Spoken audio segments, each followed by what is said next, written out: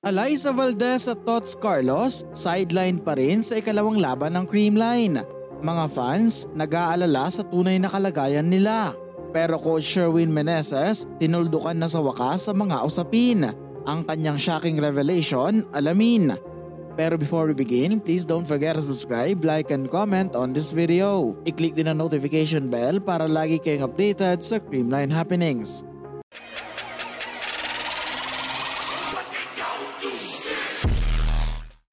Two games so far for the Creamline Cool Smashers sa nagaganap na PVL Reinforced Conference.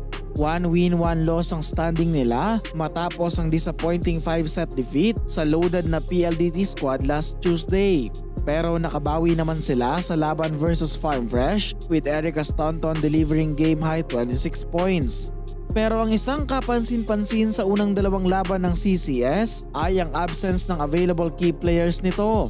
Alam naman natin na may mga prior commitments sina Gemma Galanza at Gia Morado, kaya inasahan ng marami na mag-i-step up sina Alyssa Valdez at Tots Carlos. Sila kasi ang multiple MVP awardees ng koponan at maituturing na malaking kawalan kapag hindi sila naglaro. Pero nabigla ang lahat nang makitang sideline ng dalawang dekalibreng players. Hindi nga sila nakasuot ng jersey at taga-cheer lang muna ng kanilang teammates. Nauna nang napabalita na injured si Tots matapos ang last conference, pero pala isipan kung bakit pati si Phenom ay wala din sa lineup. At sa wakas, matapos ang laban kahapon ay tinuldukan na ni Coach Sherwin Meneses ang usapin tungkol sa lagay ni Alyssa. Kaya pala hindi muna ito pinaglalaro ay dahil may minor injury din kagaya ni Kaloy.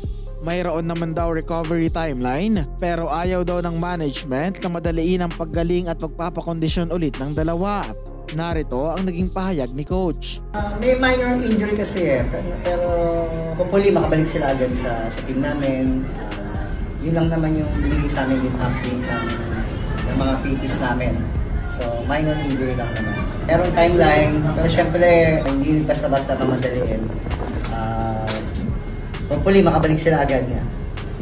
Dahil minor injury lang naman daw ayon kay Coach Sherwin, posibleng asahan ang pagbabalik ng dalawa sa latter part ng conference lalo na't mahaba pa naman ito dahil sa kakaibang tournament format. Baka sakaling maging available na sila kapag knockout stages na ng liga at kailangan na ang serbisyo ng mga key players ng Creamline. So far, maayos naman na nagagampanan ni na Bernard at Pons at Michelle Gumabaw ang naiwanang posisyon ni na Alyssa at Tots. Averaging 18.5 points nga ang former DLSU spiker habang 13.5 naman kay Pons. Abangan natin ang muling pagbabalik ni Valdez at Carlos para tulungan ang kanilang team na masungkit ang inaasam-asam na reinforced title.